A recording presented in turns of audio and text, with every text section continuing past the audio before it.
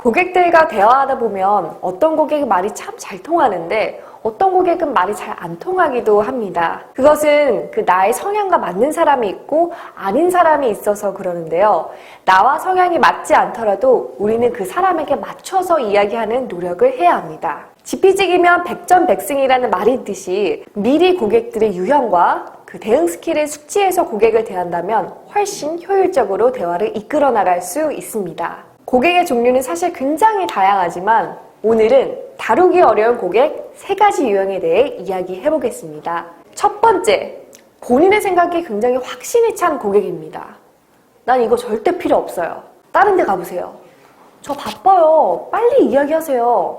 라고 이야기하는 리더형의 스타일의 고객입니다. 대체로 이런 분들은 본인 확신에 굉장히 차 있고 자기 주도적인 사람인데요. 이들은 결정을 하고 의견을 말하는 사람이지 구경하거나 듣는 입장에 있는 사람은 아닙니다. 이런 분들은 목소리도 크고 빠르고 좀 얼굴도 좀 각이 져 있고 이 광대뼈가 나온 사람들이 굉장히 많은데요. 이런 분들에게는 명료하고 핵심적인 내용을 주로 제시하는 것이 좋고요. 목표와 결과를 언급함으로써 설득시켜야 합니다. 부가적인 설명을 줄줄 읊지 말고 결과나 얻을 수 있는 이익을 명료하게 먼저 이야기하는 것이 좋습니다. 주의해야 할 점은 고객의 말에 토를 달거나 말을 끊는 것을 조심해야 합니다. 또한 상대방의 의견을 최대한 인정을 해주면서 대화를 이끌어 나가면 쉽게 결정으로 이어질 수가 있습니다. 두 번째, 이성적인 고객입니다. 고객들 중에 이런 분이 있어요. 제가 다른 자료를 봤는데요. 다른 사람들 의견도 들어봤고요.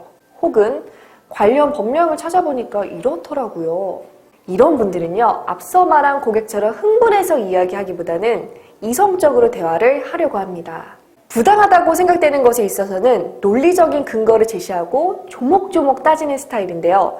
이런 분들한테 설명을 할 때 있어서는 굉장히 논리적이고 체계적인 숫자가 들어간 예시나 통계 자료로 접근을 하셔야 합니다. 또 내가 제안한 상품의 장단점을 모두 제시해줘야 하고요. 이런 스타일의 고객은 늦는 거 엄청 싫어합니다.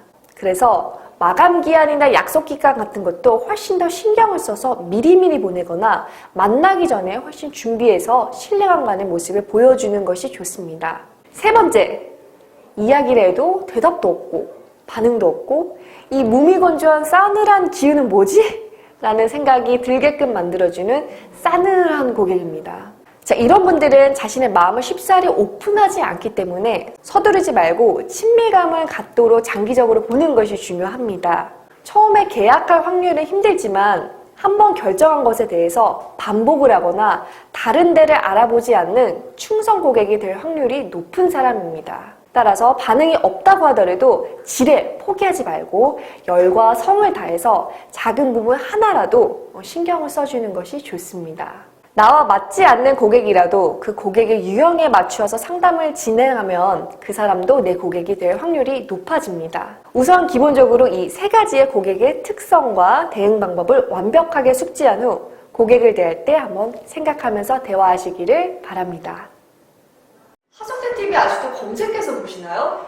구독 버튼을 누르면 매일 아침 8시에 올라오는 새로운 영상들을 빠짐없이 보실 수 있습니다. 하성대TV는 세일즈맨들의 성공을 응원합니다.